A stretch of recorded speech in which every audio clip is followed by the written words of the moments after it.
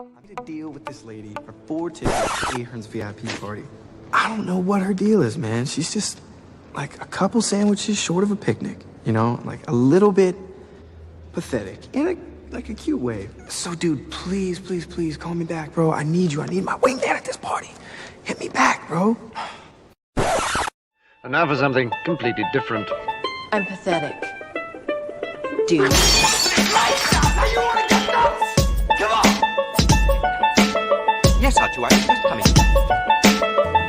I have come here to chew bubblegum and wax off left hand. It's an inanimate fucking object. You're an inanimate fucking object! I drink your milkshake. I drink it up.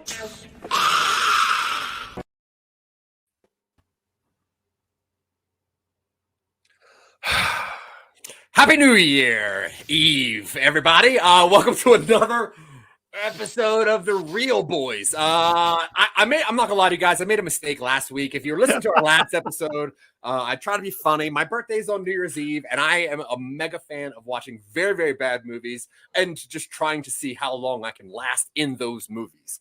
I didn't know what this movie was. I just saw that it was called New Year's Eve. I did know that it stars people such as Halle Berry, Jessica Biel, John Bon Jovi, Abigail Breslin, Chris Ludacris Bridges, Robert De Niro, Josh Duhamel, Zack Efron, Héctor Elizondo, Katherine Heigl, Ashton Kutcher, Seth Meyers, Michele, Sarah Jessica Parker, Sarah Paulson, Michele Pfeiffer, Till Schweiger, don't know who that is, Jake Austin, Hilary, Swank, and Sofía Vergara.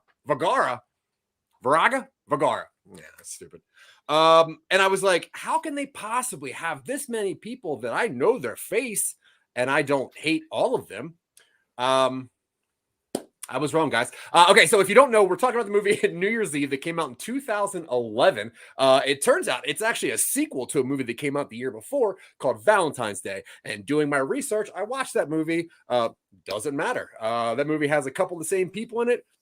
Really holds no weight whatsoever to this as a sequel. But this just goes along the lives of I guess roughly 8 random storylines that most of which don't like each other, but to the individual, they're very important. And then most of them just kind of drop off and leaves like 3 hanging out for a while. Not the best 3, but just 3 left. And then at some point you're like, why is this even going on? Yep, I'm talking about The Real Boys. And in that show, what we do is we talk about random people's favorite movies. And then sometimes I pick some weird junk and this is the weird junk that I want to do on my birthday. So thank you very much if you're watching this on New Year's Eve. I hope that you get drunk enough to continue to want to hang out with your friends and not sit in a hot shower with no lights on except a black candle because of how much you hate Ashton Kutcher and the cast of Glee for some reason.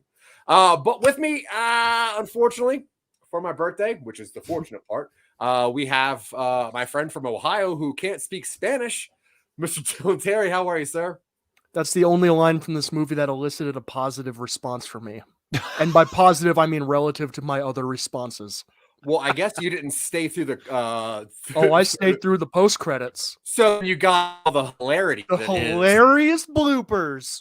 Yeah, think about this. What if somebody walks into a room and then giggles a little bit and has to go back outside the room? That's what you missed if you didn't see the credits. Also, with me as always, and usually my response when I see him, why? Mr. Michael Colby, how are you, sir? I was better. I've been on vacation this week.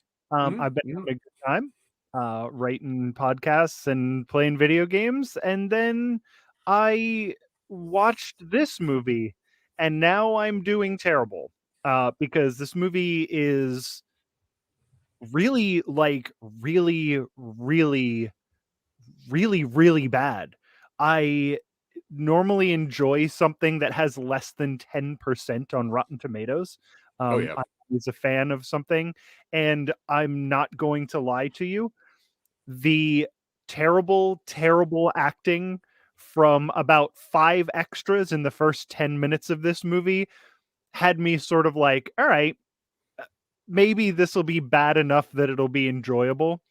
and then the movie actually started going, and then we have a bunch of there's 2 fucking Oscar winners in this movie, and they're not doing anything. No, it's weird how this felt like somebody on YouTube compiled every Hallmark commercial and then put it together and then randomly just started playing them over and over again in different sequences. I do want to play a quick game with you guys. We are fans of improv here. Now, I would like to go around the robin and see how many plot lines we can continually name until we run out.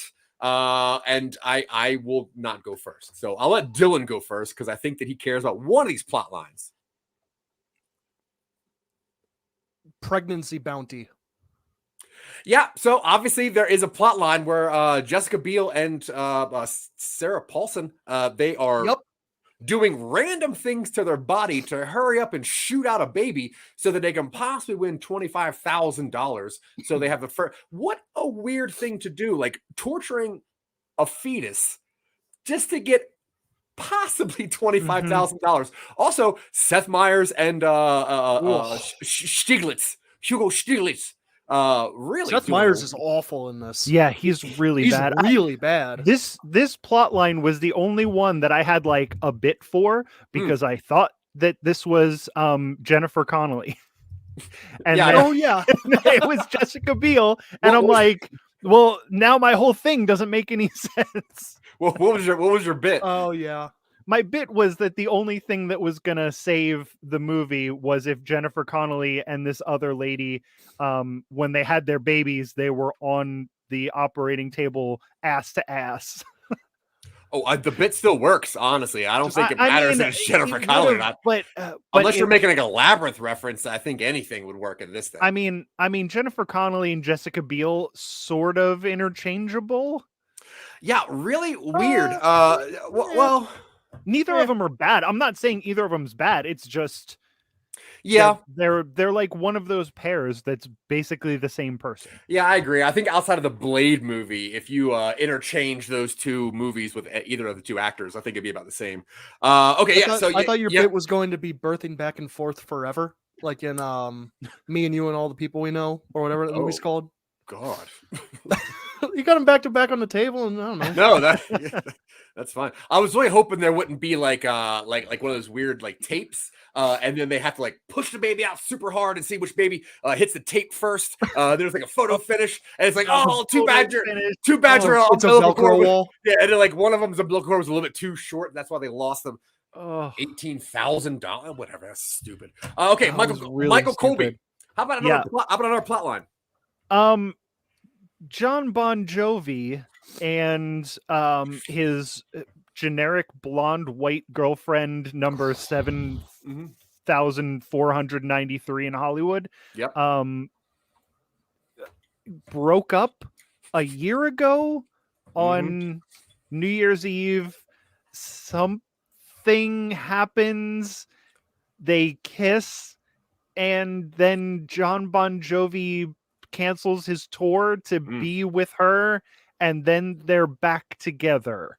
Yeah, I mean, look, she works at the Grammys, dude. You think she could just drop that to go on tour with a mega celebrity? Also, Katherine Heigl, I think that one of her main requirements in the middle, like 2010s, was to just slap a white man. I think that if that was in the script, she's like, all right, I'll do it. Seth Rogen? Okay, cool, I'll do it. Who did she slap in this one? Bon Jovi. Bon Jovi. Okay. I had to hear Bon Jovi sing twice in this movie. But he also did a duet with a girl that was stuck in an elevator. So that wasn't so bad. Yeah, the what's-her-face from Glee. Now, could you imagine only hearing her side of that song where she takes full minute and a half breaks waiting for someone else to sing? And Ashton Kutcher's like, I'll draw you another robot. I assumed that they were like in a building directly next to the performance because it looked like the way they shot it and cut it, it looked like Bon Jovi and her were looking at each other through the window, or Katherine Heigl. Yeah. It doesn't matter. They're all awful. Yeah, Katherine Heigl, very bad. Apparently, he proposed to her and she accepted, and then he tried to talk to her like a good relationship should, which is like, maybe this isn't the best. What can we work on? And she's like, fuck you, I'm out. So yeah, that's another plot line that just ended, I guess. They kiss at the end, so that's good. Katherine Heigl got her way, so she'll make it into another movie. The plot line that I was going to bring up, which I obviously already brought up earlier, was Ashton and Kutcher and the main person from Glee being stuck in an elevator.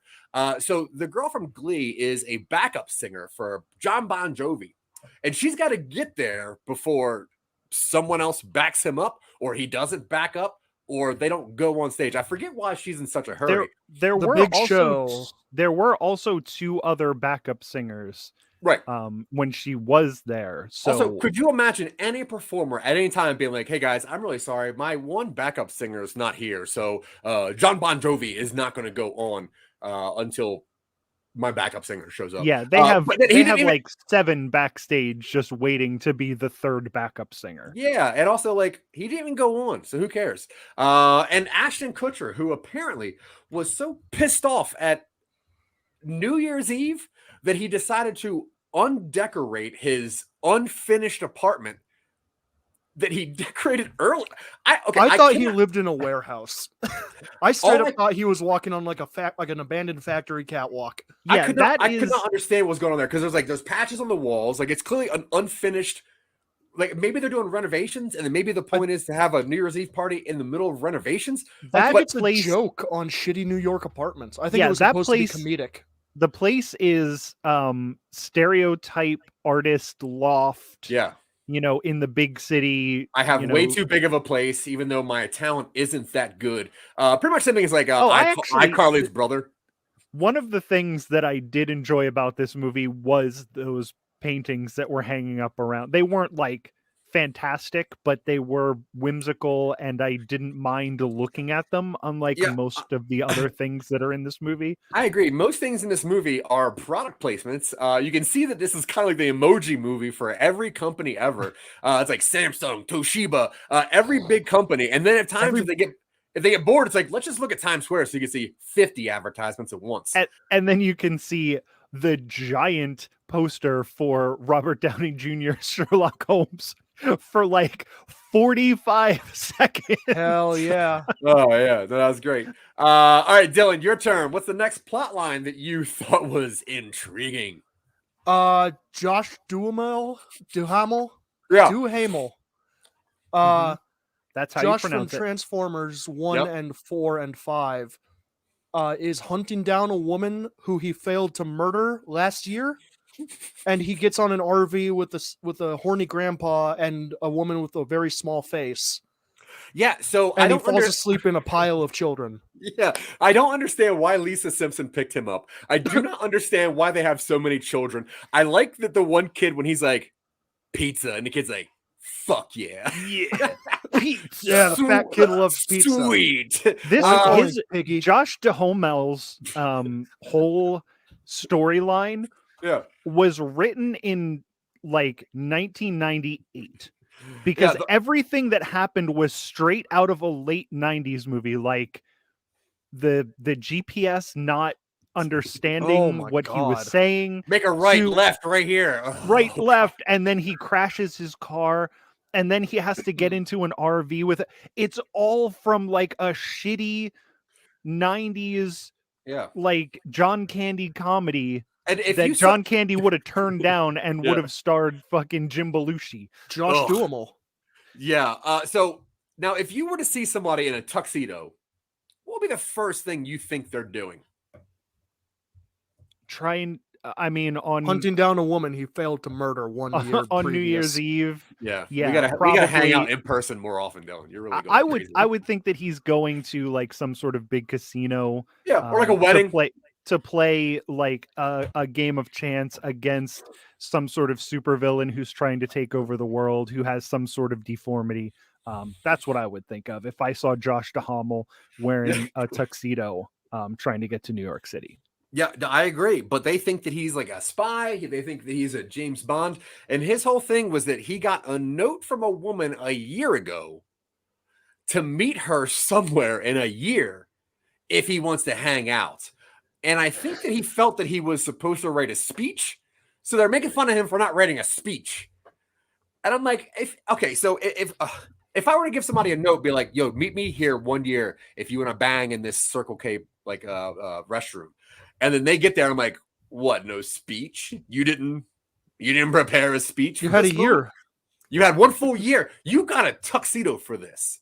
So yeah, I didn't understand the dynamic of that family. I don't know why that really weird, raunchy grandfather. Also, I do like the mechanic guy. I know that he's a real piece of shit in most movies. But he's like, oh, the closest mechanic is 10 miles from here. You didn't let me finish. But he's closed. I did like when he said that he didn't. Everybody's closed. Hair. Yeah. He's like, why are you bringing me here? It's like, you didn't let me finish. They're gonna give you a ride. Like, all right, whatever. Yeah. His whole thing was Larry Miller was that guy. That's it. Very, very mediocre stand-up comedian. Yeah, Larry really. Miller. It's like a failed skit from a Curb season 1 thing where Larry's like, that's not good enough. Like, why would you do that? Okay, Michael Colby, how about another plot line from this movie that you thought was unintriguing? Shit. Now I can't remember his name. Halle Berry is a nurse for Robert De Niro, right? Who's dying and is also the father of our main antagonist. Maybe, I think. But is that Ashton Kutcher's dad? Wait, who's the main antagonist? The lady who's in charge of getting the ball to drop. Oh, the pink Power Ranger? She's the one that I saw the most, so I assumed that she was the main character. Yeah, the pink Power Ranger that wraps her body up. I think that I guess she's the main character. I think maybe Michelle Pfeiffer might be the main character. But yeah, so you have Halle Berry, who is a nurse and who likes to care for old white men. Obviously, she won an Oscar for doing the same thing. And has something very important. And she has something very important to do. Yeah, that you find out about at the very last second, and it's once again like very anticlimactic. It's like one of those things that thousands of people have to do. It's not a thing. It's a huge deal. Huge deal. So yeah, Robert De Niro wants to watch the ball drop live before he finally dies of random disease, right? He's he's an old man. He probably has a child. And Carrie Elways is his doctor. Yeah, Carrie Elways is his doctor, which was another shocking thing. I was shocked. Okay. Every time I saw somebody else's face, I was like, what the fuck? Either why are they degrading themselves to be in this movie, or fuck, why do I have to look at this person's face? Yeah, Carrie Elways is one of those where I was like, why Carrie Elways? You're so much better than this type of bullshit. Yeah. Fun fact, he's playing the same character he does in Saw.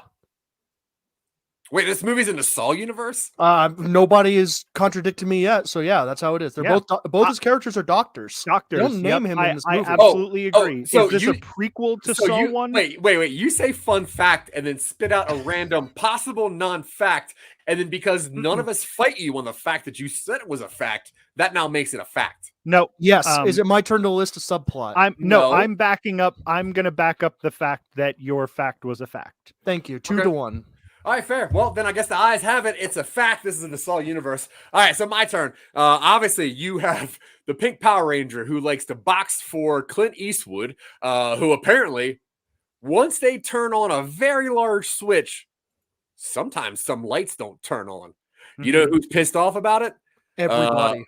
Well, mainly Ryan Seacrest, because he looks like a goddamn fool up there. Because they wouldn't do this shit to Dick Clark. Trust his word. So now we have this weird thing where Hilary Swank is on a mission to get the Kowalski, who is the only light fixer, I think, in Manhattan, who knows how to fix one of roughly 505 light bulbs that need to get fixed because there's a short in here. They have a union contract, man. You can't go against it. That's why we need to abolish unions and remove labor rights. I do like that they got the Kowalski to come in, even though that holds no relevance to anything. So I didn't miss something. Yes, Dylan, I am glossing over what you said. Oh wait, what did he say? Don't worry about it. I didn't miss anything in that he wasn't a character before he was like introduced to fix this light. Nope. There was probably some cut subplot about like 15 years ago on New Year's Eve. He didn't fix the ball. He was in Valentine's Day, but it was still a pointless. Wait, plot really? thread. Yeah. They also did a thing where they could have done a very fun thing where he had to ride the ball all the way up because it was too late to stop it, and he would have had to come down with the ball. Yeah. He was tethered to it. There was no sort of danger, Yeah. but we have the worst cut where he's going halfway up the thing, and then the next time we see him, he's just standing on a platform. Yeah. And that reeks of reshoot. And I was like, oh yeah, one fun thing could have happened in this movie, and it just didn't. Yeah. Also, the weirdest part I think about that plot line is the fact that Ludacris is, I think, the chief of police who's wearing a uniform that is aggressively too large for him, which makes me think that he's a last-minute replacement for somebody, probably a Lawrence Fishburne, who's a way better actor. But it was weird that all of a sudden you're like, hey guys, she's important, get her to the fucking top, and then a cop carries her to the top of some steps, and then there's almost a joke where like, oh, we're all carrying people. No. Nice. No, you could say he's playing the same character he does in Fast and Furious, and their heist was to steal the ball from New Year's Eve. Wait, was he in One Fast, One Furious? I don't know. Some of them.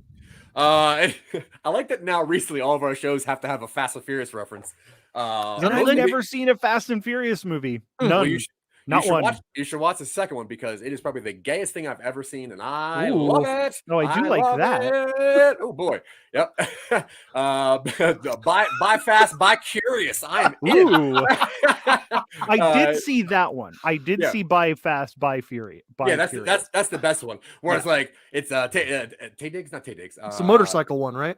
No. Because they're on bikes. They're bike curious. No, it's the one where Brian's friend bites his lip a lot. He's like, let's just wrestle for no reason. He's like, all right. Yeah, no, I was talking about. Does he bite his upper lip? Bottom lip. Bottom lip. That's not sexy. Yeah, no, he's definitely not an underbite. Okay, and so in that plot line, also the Hilary Swank one, once the ball comes halfway down and then turns off, and then half the things, they make her give a speech for some unknown reason, and her speech is, "Listen, guys, shit sucks sometimes." But when shit sucks the most, take a time to remember the times that shit didn't suck as much. And then maybe when shit stops sucking, we can get back to what we're supposed to be doing. I do not understand that plot thread. I think that her main goal was just to make sure that ball drops. Kind of ridiculous. I don't know why the chief of police was there. I don't really know any of it, but I'm glad Kowalski was there to save the day. Dylan, your turn. Sofía Vergara and what's her face? Heidi Klum? No, the other one. Katherine Heigl. Yeah. Her assistant want to fuck Bon Jovi. Mm-hmm. Oh boy, and then, doesn't chef. Sofía Vergara? Isn't she, statuesque? Yeah, isn't that a thing you comment on?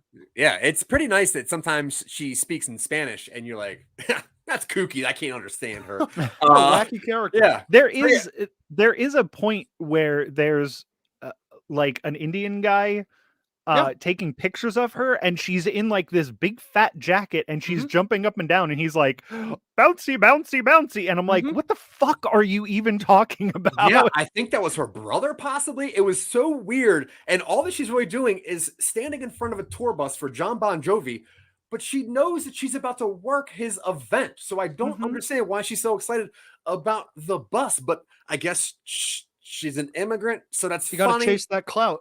Cannot understand. And also the fact that she's a sous chef for Katherine Heigl, who is trying to just cook food, I think for the Grammys or for Bon Jovi or for Manhattan. I'm not sure who she's cooking for. All of Manhattan. Yeah, all of Manhattan. It's now, a Zach, kitchen. Yes, sir. You and I you've worked in kitchens. Like you've worked in this style of kitchen. Oh boy, have I. Gloves, hairnet or hat, any sort of chef coat, exposed cleavage, all good. That's all fine. That's if you own your own business, you can literally do whatever you want. And I suppose, including throwing tomatoes and eggs at your staff and hoping they miss your staff and hitting a face of John Bon Jovi. All cool if you're a chef. So yeah, just checking. Random sous chef and the fanboy of Sofía Vargas. Vargas, whatever. Vergara. Vergara. Yeah, that was a weird one. And I guess that just sums up fully when Sofía cooks and Heigl kisses, right? That's how that plot line wraps up. Okay. Michael Colby, you're next. I may be out of them. You can pass. There's if you plenty like. more. I'm sure there are, but I finished this movie like 4 hours ago. Yeah. And am struggling to remember any of it. Yeah. It was, I think Zack put it perfectly it feels like 2 hours worth of commercials that somebody put together and made a movie-ish type thing out of it. To me, it was the same thing as if I had roughly 15 ideas to pitch to Dylan. And Dylan said, put him on a shotgun and shoot that wall and see which one hits the bullseye. But instead of taking the bullseye, he takes the whole wall. He's like, let's just do it. Let's do all of it. Okay. So I remember, I don't know if it was a plot, but I remember the Pink Power Ranger did get chewed out by serial killer Matthew Broderick. He pulls up in a limousine and says, if you don't get this ball to drop for my television station, I'm pretty sure he's the head of a television station, I'm going to do what I'm best at, and I'm going to run you over with this limousine myself. Yeah. Is what serial killer Matthew Broderick said. Matthew Broderick killed a person with his car. Yeah. And he's like, don't think I won't. I'm Matthew Broderick. I've done it before, and I'll do it again. Matthew Broderick looking very doughy in this movie. Oh, yeah, real doughy, real puffy, which is why you know that he can get away with murder. Yeah. Once you get to a certain level of puffiness, kill people. Totally fine. Well, that was another weird. I guess that was a subplot. They're all subplots. Well, not really. I'd say there are probably 2 or 3 dumb plots in here.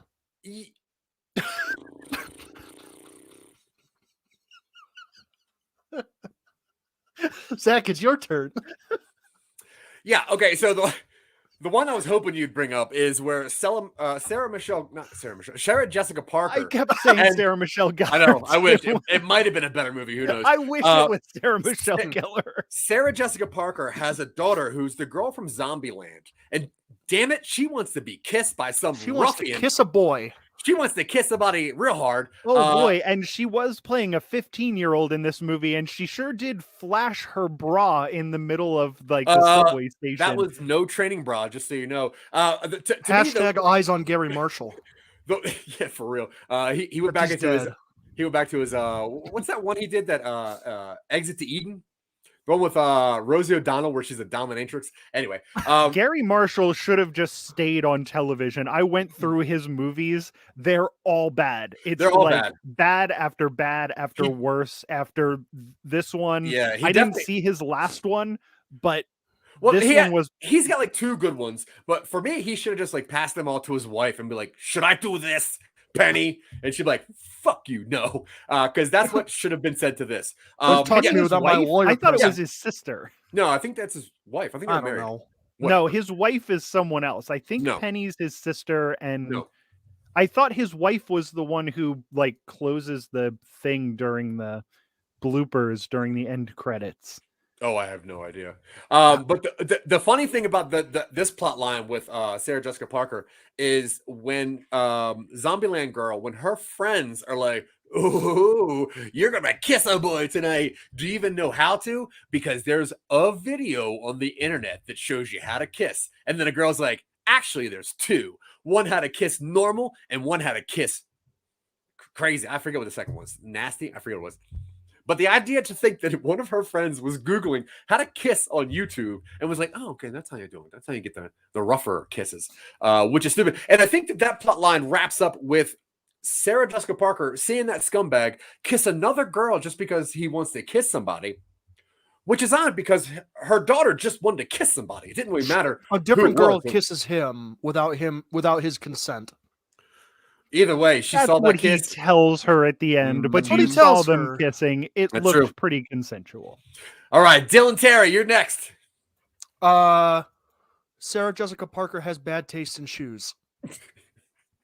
She keeps wearing clogs, but I didn't think they were clogs. Aren't they like those little boots that people wear nowadays? Fun fact, that's the same character she plays in almost all of her movies outside of Sex and the City, where she does have good shoe taste.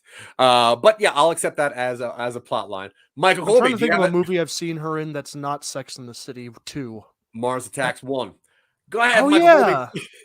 Colby. Barbara Marshall was Gary's wife. And Yeah, she is the lady who clicks the clacker at the end. Oh, sick. Yeah, very interesting fun fact. Okay. Yeah. We're running. I feel like there was something else going on in the hospital besides De Niro dying and these two women having babies ass to ass. But I am hard pressed to think of what it was. No, I agree. I thought there was something else. There's another one with Sarah Jessica Parker. What's that?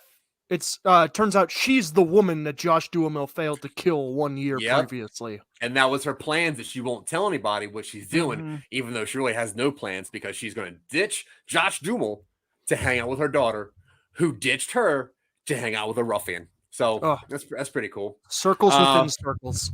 I tell you, this movie is well written. Puts George Lucas to shame. Michael Colby, you have another plot thread in this movie. We're missing the big one. We're missing the big one. Are we missing the big one? Oh, the biggest one ever. I'm just trying to think of cameos instead of plot lines. If you think about the intro to this show. I forgot that as well. So to me, the biggest, weirdest plot thread that's in this movie is Michele Pfeiffer quitting her job as a Grammy person because she wants more money for a bonus that she did not know how much she was getting, although she requested time off that her boss did not know that she got. And you got John Lithgow to be your boss in this movie, and it is the most. It is the most like subdued John Lithgow you've ever seen, and it's like you were in one scene of this movie. If there was ever a time to John Lithgow that scene, this is it. You could have put something into this movie, but I guess this movie sucked the life out of everybody who was in it. Yeah, especially when you think that his whole role is, I'm a very cheap person who works at a very expensive company, and I'm choosing to not give you money or talk to you to play Angry Birds instead. He does nothing with that character, which is crazy because he is such a great actor. And if you would say, John Lithgow's in that, I'm like, all right, I'll watch it just because of John Lithgow. Not this movie. So she hires Zac Efron, who is a real horned up bike messenger. Bro. Oh, bro. What's up, ladies? I think he was playing his character from that DJ movie where he was the DJ. What is that movie? Is it the Matthew McConaughey one? The weed I have movie? no idea. He was a DJ and there was a lot of sex in it. But I think this is the prequel to the DJ. I think you're thinking of DJ Qualls in Eurotrip. So Zac Efron, DJ Qualls was very horny in Eurotrip. Oh boy, everybody in Eurotrip is horny. That's true, especially brother sister. So she hires Zac Efron she hires him for the full day, and she goes, "I hired you, and I need you to complete this aggressively impossible list. And if you do that, I'll give you 3 tickets to the Grammys or something, or the dropping of the ball. I forget exactly. Drop, right? It's like a party. I don't know. It was something else. Yeah, I thought. I don't think they sell tickets to the ball drop. That's in Times Square. Yeah, you can just go to that thing, I think, if you want to fight people and get stabbed by needles. Yeah. So Zac Efron now has to provide Michele Pfeiffer with roughly 20 amazing experiences that are all in itself life-changing. And if he does this by the end of the night, he gets to watch the ball drop, or go to the Grammys, or kiss Bon Jovi, or have sex with somebody. John Lithgow does say it's Grammy season, and that's what I thought. Does that happen on the same night as New Year's? Grammys are in like February. Either way, whatever 2 weeks she took off, that's when the Grammys are. Yeah. Now that plot line resolves itself after she overhears Zac Efron calling her pathetic, to which he rents out Radio City Music Hall to let her fly in the air so that she can say she's sorry, and then they can almost kiss at the end. And she's like, "You're older than me," and he's like, "I don't care." That's the opposite of what she said. Oh yeah, I'm older than you. Yeah, I'm twice your age. For some reason, I was thinking back to the flying part. I was like, I'm pretty sure that's what she said. But yeah, he's like, yeah, I could be twice your age, and he's like, so. And yeah, so that's how that goes. Are we missing any plot lines? I feel like there's a Belushi in here. He's just the building manager. Yeah. He's nothing. He's just a cameo. I mean, he's never anything in anything that he's in, but he was Mr. Destiny, kind of. Michael Caine was Mr. Destiny, but he was in Mr. Destiny, damn it. Yeah, that's true. Okay, so from what you guys can gather, why is Ashton Kutcher so upset? Girl broke his heart in college on New Year's Eve, and he hasn't gotten over it. Well, then why was he planning a huge party for New Year's Eve? Or were those the decorations up from the last year? The decorations were in the hallway from someone in the building who liked New Year's Eve. Because Ashton Kutcher's like, building rules say you can't decorate the hallway. Oh, so when he was going to ripping everything down, that wasn't his place? No, that was the hallway on the way to the elevator. No, he's just always hated New Year's. Okay, that's fair. And I'm guessing that the girl from Glee lives in that building and was running late to be the backup singer for Bon Jovi. She was new in the building. Oh, 5B, right? Because that cute little drawing. Now that plot line that wraps up by her singing, and then Ashton Kutcher telling her that he sees her because he's obviously there, and then she tells him that he's late, and then he tells her that she's leaving, and she's singing the most public domain of all public domain songs. Yeah. Oh yeah. Oh yeah. And then I guess the things that we have to wrap up is the pregnancy, the fetal race, if you will. Now, Baby Dylan, how does the fetal race end up? One of them has a baby at 12:04 and one of them has a baby at 12:05, and somehow the hospital doesn't have any sort of liability issue with encouraging people to induce their pregnancies in like a race during a really busy time. I also like when Hugo Stiglitz is like, so I guess you're eating a bunch of yams because yams make babies come out faster. And they go, of course. And he's like, cramming yams. I'm just kidding.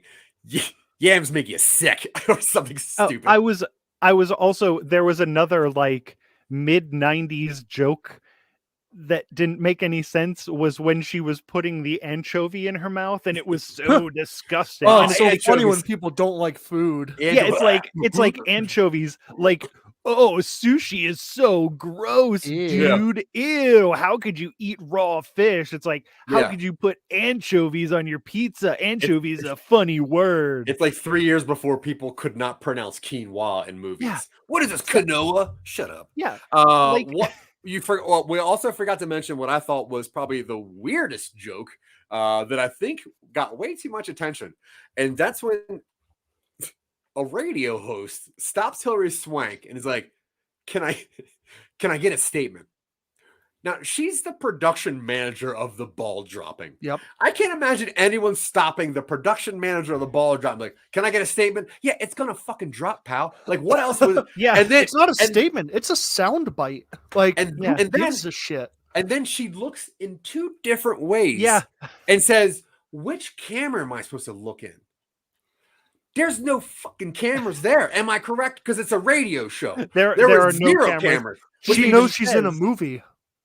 But she has to play dumb, or else she knows that she'll get written out. And the tech that was with this guy, I've never seen anyone so concentrated on one knob. He was twisting one knob, his hand never moved, and he's just staring at it through this whole entire scene. And it's like, I have done sound mixing. First of all, it's much more complicated than that. And second of all, you don't have to twist the knobs every like 3.5 seconds.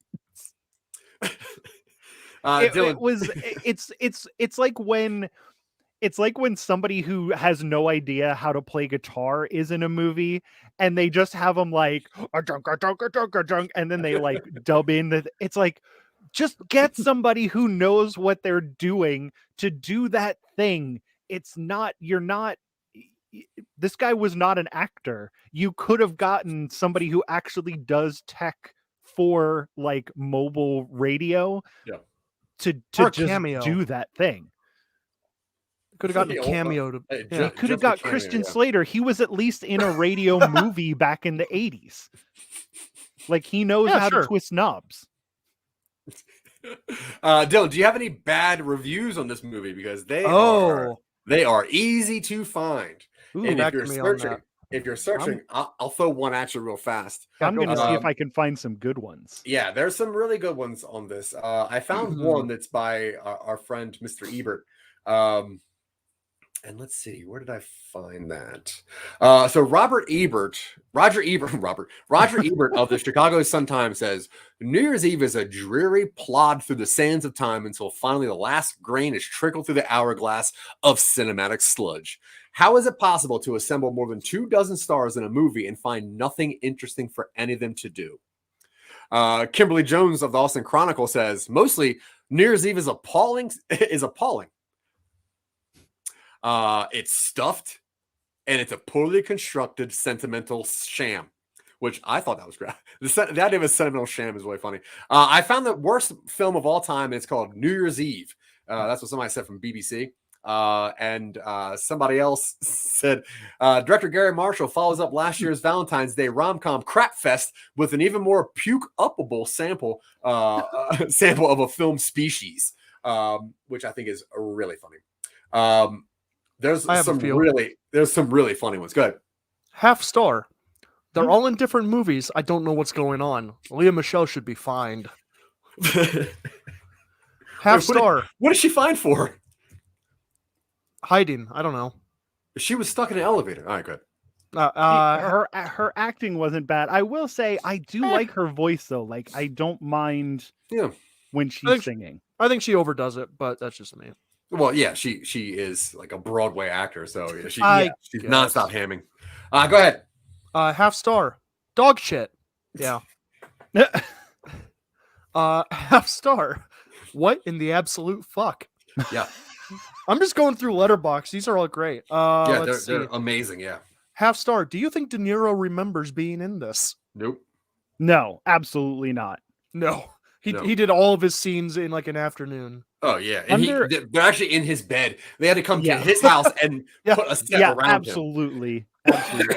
Underappreciated and overlooked holiday extravaganza. This difficult to edit movie with so many storylines successfully manages to combine various multitudes of characters with relevant, understandable storylines into a delightful and meaning holiday-going experience. 9 out of 10. Oof. Yeah, my mom does like this movie. That's fair. Half star. You'll never be Love Actually. Just stop it. Yeah, that's absolutely what it was trying to be.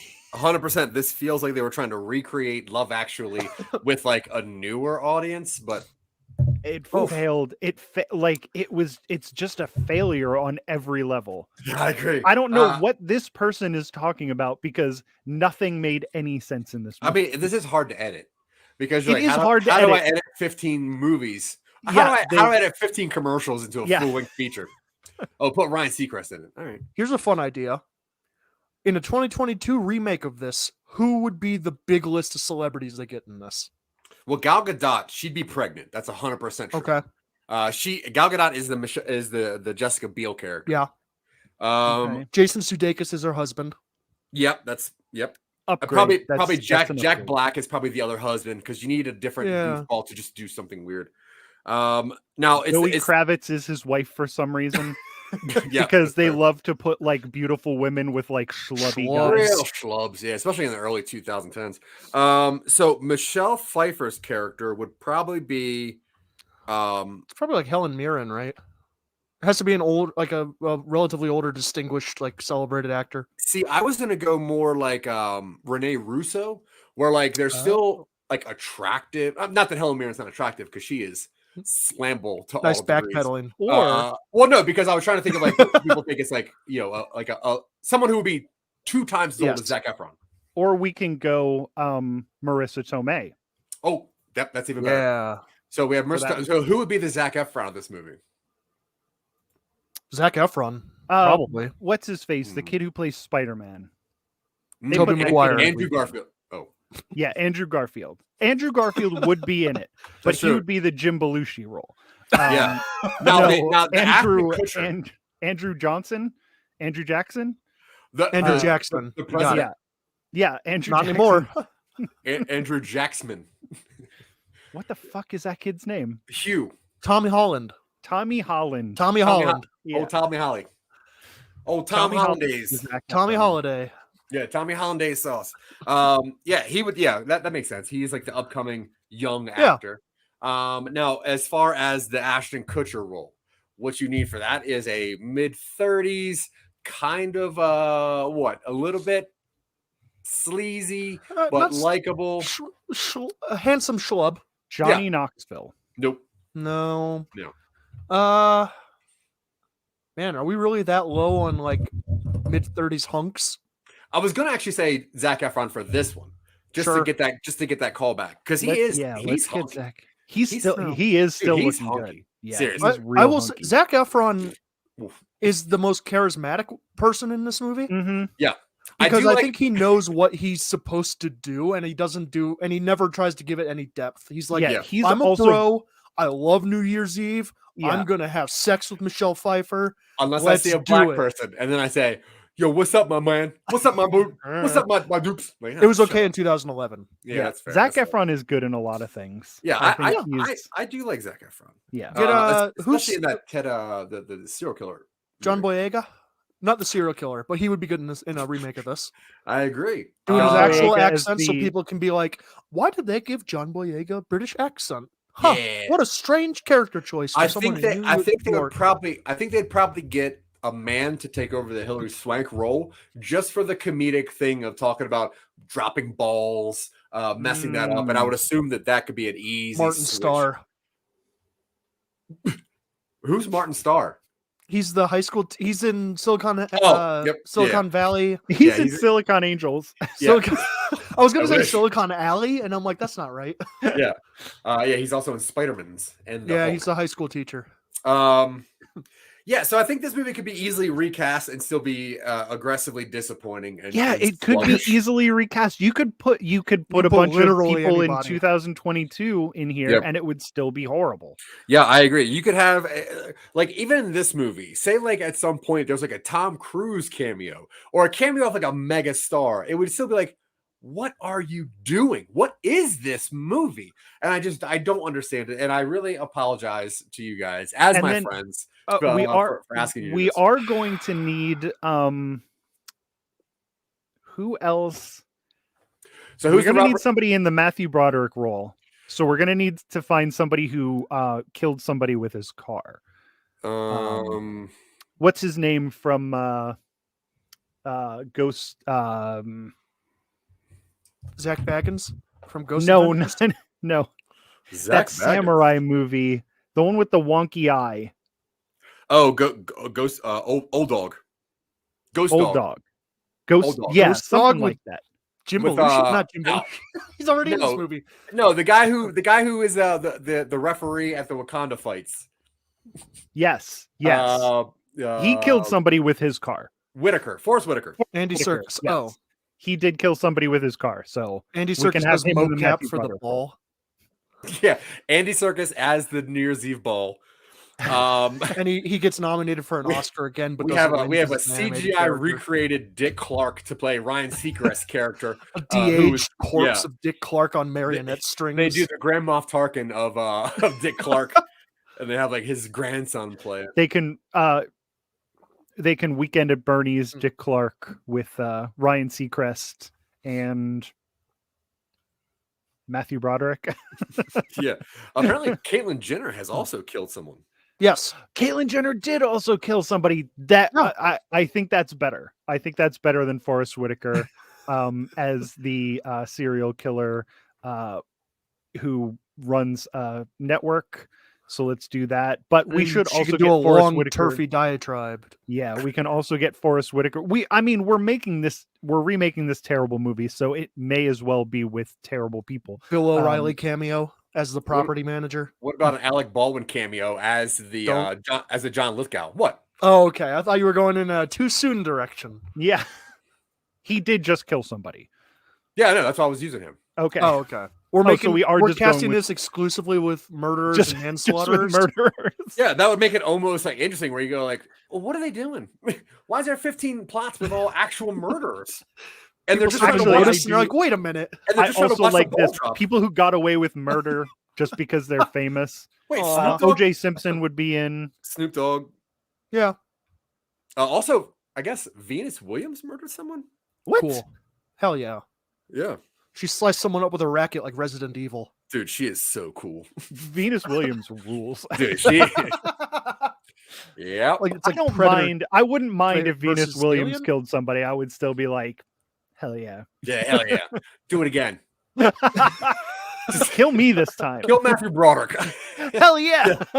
Kill white celebrities that have murdered somebody. I guess that'll be one of the Dom plots for this new remake. Was that a Don King joke?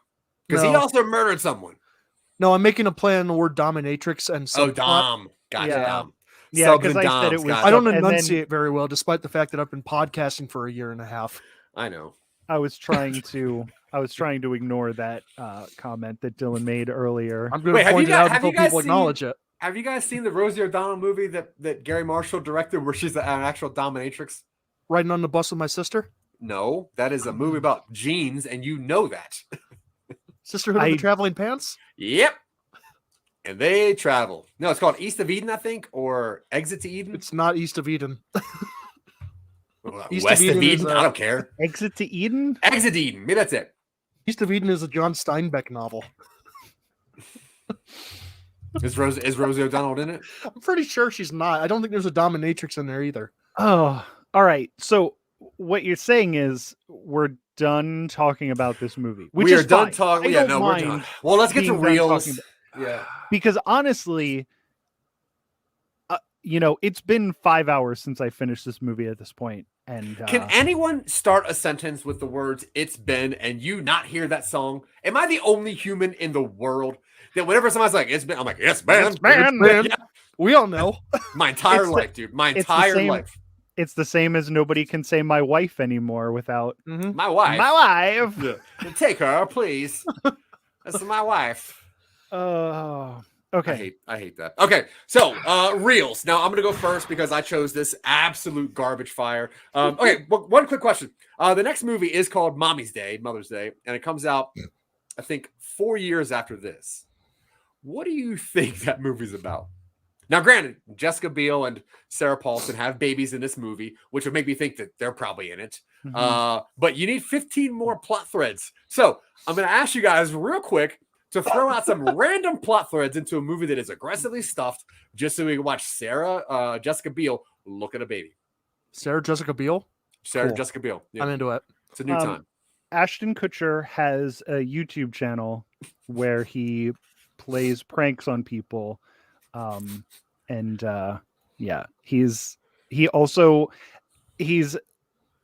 He's been like he's been demonetized because he went into the suicide forest and like filmed like an actual dead person. Then he like tries to fight celebrities. Yeah, so he's trying to build his reputation back up. So Ashton Kutcher turns into a Jake Paul like antagonist. He starts off as an Ashton Kutcher type, but on YouTube turns into a Jake Paul type, and then but nobody's still forgiving him. Everybody still hates him. All right, Dylan, give me a random plot thread with some of these actors in it. Ben Stiller overcooked the pasta and doesn't want anyone to find out. What hijinks ensue? Boy, does he get angry and probably use a weird accent. But it's not like he overcooks it to the point. It's not where he overcooks it to the point where it's kind of mushy. He overcooks it to the point where it dissolves like before it's on people's plates, and he's like, I ruined the baby shower. We can't throw spaghetti at the mom if it's falling apart in our hands. What are we gonna do? The grocery store's closed on Mother's Day here. Mommy's Day. And then he goes into the bathroom to cry, and then he goes to the bathroom, and then when he zips up, he gets the spaghetti in his zipper. The whole spaghetti and meatballs get stuck in the zipper. All right, I'm going to throw two at you real fast. One is Robert De Niro has passed in between this movie and the next movie. I would hope so. Did he not pass at the end of this movie? I don't think so. Maybe out of excitement. He loves watching balls drop. But they have to go find Halle Berry to find out his last will and testament. Turns out it's like a secret document on how to steal the Declaration of Independence. The second one I was going to say is one of... Now, this one's going to be dark just for you guys. Right? Just so I love it. Do it. This is a Michael Colby one. We're recording this ahead of time, so we can edit this out if it's too dark. So absolutely not. Sarah Paulson, her child died. Now, for Mother's Day, she needs to have a heist mission to get her baby back that she thinks Jessica Biel stole and swapped in the hospital. Cool. So, or sharing babies, or Sarah Paulson's baby died. And it's put her into a depression that she can't get out of. So the people who own a advertising company with her hire these actors to play Death, Time, and Love to try to trick her into selling off her portion of the thing, and then she gets back together with Jason Sudeikis. Yeah. At the end? Yeah, I'm definitely into that. You got one, Dylan? Will Smith. Oh. Someone's in the bathroom. He just shits his pants. It wasn't me. I don't know why. Oh, man, I couldn't hold it together. Will Smith defecates on himself. And he can't get Ben Stiller's stuck in there. In the trilogy wrap-up to Mommy's Day. Oh gosh, I was gonna. Okay, how about this one? So Katherine Heigl, John Bon Jovi are now married. They need to have a baby, but Katherine Heigl doesn't want to lose her figure because why should women? So what they do is they adopt a whole bunch of kids, and then the world turns against Bon Jovi for being too woke of an artist. Cool. Yeah. Okay. No. Okay. Well, we need 6 more plot lines. I just don't want Bon Jovi to be in this. This is a sequel to this movie. Bon Jovi is a character played by Sammy Hagar. Ooh, that's not bad. And guess what? He hates Bon Jovi's character because he's doing only covers of Hagar as Bon Jovi's band, the replacement. who only rips off the Boss music. Because I think that's all Jersey stuff. Yeah. All right, where is this set? Okay, so I had one more. Oh, go ahead. A struggling writer is writing a script about a holiday rom-com called Mother's Day, and they start to realize that the script they wrote has some very eerie similarities to what's going on at the party. He looks at Will Smith and he's like, I remember writing that Will Smith shit his pants. That guy just shit himself. Yeah, wait a minute. And he flips through the script, and on the cover of the script it says Mother's Day, directed by Garry Marshall, in parentheses DIC, which means deceased. It's misspelled, which is intentional. Wow. What and then it gets this really trippy meta plot where they start realizing that they're a character in a subplot, and then they break out of the movie and murder the director. Yeah, I like that. What if John Lithgow, knowing that the Grammys are going right down the shitter, he turns the Grammys into... I literally just lost that thought. Oh my God. Dude, that was John Lithgow poops his pants at the Grammys. What if Seth Green is in Mother's Day and he gets locked in a bathroom with one of the hot girls, and then they find out that they actually have a lot in common, and then they start making out, and then they get that's the only part of that movie that I remember. Then it turns out Seth Green is her son. Yeah. Whoa! Mother's Day indeed. It's Katherine Heigl and Sofía Vergara. She actually kidnaps Bon Jovi because she's in love with him so much. Has a pseudo Gerald's Game action set piece going on where she's handcuffed on top of a dead John Bon Jovi, still having sex with him while going through rigor mortis. Katherine Heigl has to turn into Mrs. Smith and James Bond herself into there to get the Oh God, I don't want to. John Bon Jovi. I don't want to finish this. I don't want to finish this. I was gonna say, is Katherine Heigl also? I was gonna say semen, so she could have a baby. I thought because it's Mother's Day. I thought she was gonna be a. I thought she was gonna be a. She has to jerk off a dead guy. I thought she was gonna be a necromancer from under Sofía Vergara. It turns out there's no more in there, so she has to scoop it out of Sofía. Oh God! Like turkey baster. Yeah, and then scoop it out. Yeah, just scoop it, like with their hands, just scoop it. And then it turns out that baby, it's a Siamese baby. But they give one for adoption, but they don't separate them. So they have to build a separate wall with a hole in it where the babies stay on opposite sides of the wall with different families in there. What if when Katherine Heigl scoops John Bon Jovi's semen out of Sofía Vergara, it turns out that they both are into it and they end up, getting together, and then they keep the baby, the conjoined baby. We call that a meat cute. Siamese anymore. The conjoined baby. They're meat cute when they're scooping the stuff out. I thought you said meat. I thought you said meat keep, and that's nasty. That is the meatest. That is the least cute meat I've ever heard. That's the meatest cute I've ever heard of. Seriously, but these mommies, how did you meet each other? I know you told us before. I know you told us every year, but can you tell us again? Mommy Vergara was having sex with the corpse of John Bon Jovi, and I swung in on a zip line, and then when I scooped it out, we were like, all right. Yeah, but it's Sofía Vergara that has to tell the story, and because of her broken English, it just kind of turns into the reverse of the stuffing of a turkey. So funny that she has an accent. Hysterical. Right? It's funny. Yeah, again, another very mid-90s joke. Like, I don't know when this movie was written, but it feels like a 1995 to 1997 movie. Well, I would assume it was written in 2010, since the first one came out in 2010 and this one came out in 2011. Yeah, but I don't think it was. I think they were written in the 90s and everybody was like, but no. Keep in mind, and then Love Actually happened, and then they're like, well, maybe. Yeah, let's not have Cusack in it, but let's do the same thing. All right, we have talked about this movie way too long. So let's get to reels and then how you can hear us later on. And I'm pretty sure Dylan has a special, some kind of, you said at the beginning, give me time at the end for a special announcement. I just want to wrap that back up and get back to that. So Dylan's going to have a special announcement, and we're going to say that to the end, though. No, this is the end. I after reels and plugs and everything. Oh, okay. Michael Colby, reels and plugs.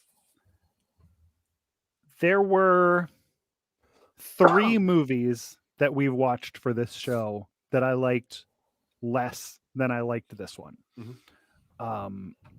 I don't know exactly. I know I gave 2 of them 0s, and I think I gave one of them a 2. So I'm going to give this one a 3, the same as what I gave Quiet Place, which I liked about equal to this. And ridiculous. It wasn't because of the movie. It was because of the horrible acting of a lot of these extras. Really was doing it for me for some reason. There is not a story in this movie. Watch the first 30 minutes of this movie to watch these extras try very hard and fail. You don't have to watch the Hollywood A-list celebrities try not and fail, but do watch these extras in the first half hour of this movie. So I'm going to give it a 3 for the 3 extras that I liked in the beginning 30 minutes of this movie. Yeah, I think that you guys are... I think you're being very generous. I am easily going to give this movie 1 out of 10. Because there are so many things this movie is asking you to remember. Because every 45 minutes, they put a character back in it. You're like, oh, yeah, I forgot that Josh Duhamel's doing something. Oh, yeah, I forgot that Halle Berry's in. This movie is so patronizing and so pointless that it feels like the Emoji Movie with humans in it. It is so ridiculous how this movie is plotless, threadless, and they think just because people show up at the same place at the end, that's a conclusion. And I disagree. I'm going to go back to earlier what I said about this being a bunch of plots thrown into a shotgun and then just shot out, and they took every single thing in that order. Like, oh, yeah, I guess we'll just go back to this thing. So yeah, this, I do not like Forrest Gump. I do not like a lot of movies we went over on this. This movie I felt was just patronizing and annoying. So yeah, 1 out of 10 reels. It almost cannot get worse than this. You weren't on that Will Smith, Chris Harvey's number 3, were you? No. Because that was Collateral Beauty. That was way fucking worse. Now, good things come when your kids die of horrific illnesses. Mm-hmm. Yeah, it was way worse than this. I did watch that movie, and I agree. But there's something like especially eerie about how this movie throws celebrity faces in my face, and it's like, you need to know this is a good movie. And I'm like, but there's not a movie here. It's like 3 different Friends episodes crammed together, and like, I don't care what any of these white people are doing. Like, I don't care what any of this shit is. So yeah, 1 out of 10. And yeah, that's all I got. Now, Dylan Terry, reels and special announcement. 1 star because giving it. I don't know. Can I give it 0? I've given 2 things 0s. So yeah, you can give it a 0. Not rated. I'm not going to rate this because this movie is just it is cellulose in your shredded cheese. It is a non-presence. If you want a comfort movie, and I understand, if you want a movie set in a holiday, it's a rom-com with a bunch of characters, watch Love Actually. I don't know. Shit, this movie's garbage. This movie is really, really bad. I don't have visceral negative opinions or reactions very often, but I was watching this, and it got to a point where it felt to me like, man, this is feeling really third acty. This is feeling like it's really close to the end. And I look, and there's another fucking hour left. Mm-hmm. And I'm just sitting there, and I'm like, yeah, man, I wonder if that evacuation notice is going to come through. No, so this movie's bad. Yep. So it not only does it get a 0 rating, it gets a full do not recommend from me. Like, not worth your time. Classic DNR. It's not worth your time. Give this movie this the movie is DNR. definitely DNR. Do not resuscitate this movie. Do not review it. I agree. All right, now how about for the special announcement that you've been waiting well over 60 episodes to say? Yes, I'm going to give that at the very, very end of the episode. We should do our plugs first. Have we done our plugs yet? I don't know. Oh. No, we haven't done our plugs. You know we haven't done plugs. Don't. Why even ask? I haven't been paying attention. Yeah. You can find okay, me... so oh, good. That's very much like me watching this movie. Yeah. Yes. For my plugs, I was going to go Steve Carell. Sure. You want to plug Steve Carell too? No, just his plugs. Oh. His hair plugs from season 1 of The Office. Oh, yeah. Yeah. All right, good. No, listen to all the Some Nobody stuff. Silicon Angels talking upstream. We're bringing Twitch and upstream back. We got some nude projects in the burner. Nude projects? You know it. All right. Yeah. Finally, you took my suggestion. You're involved. I know. So Silicon Angels will be recorded 100% in the nude. I've been waiting to do a nude thing with you guys for a while. So yeah, I know. I'm very excited.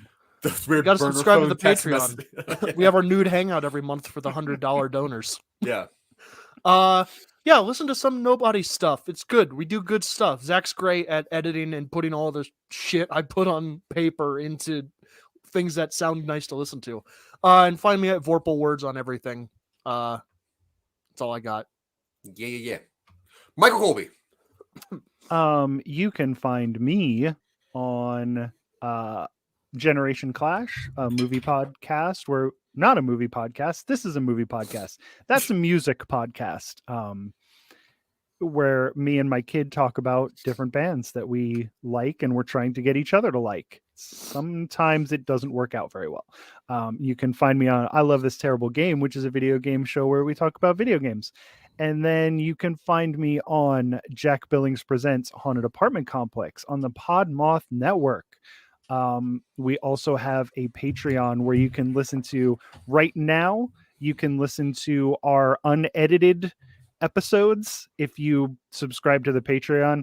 We have some Patreon only content coming, and I'm also working on a comic book for Patreon subscribers.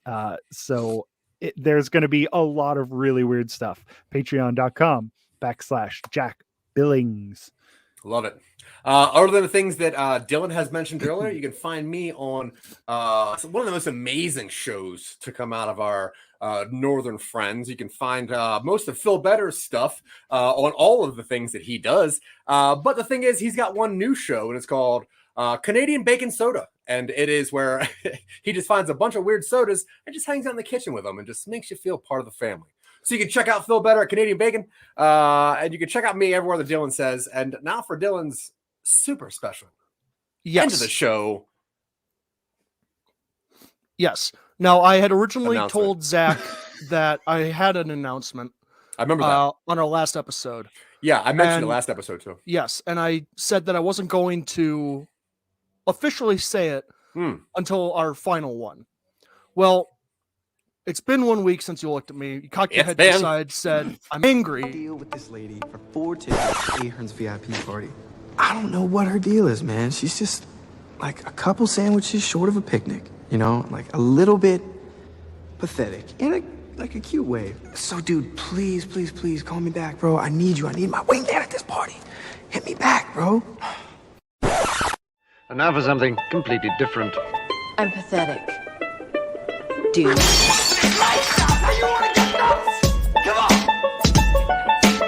Yes, I do. I was just coming.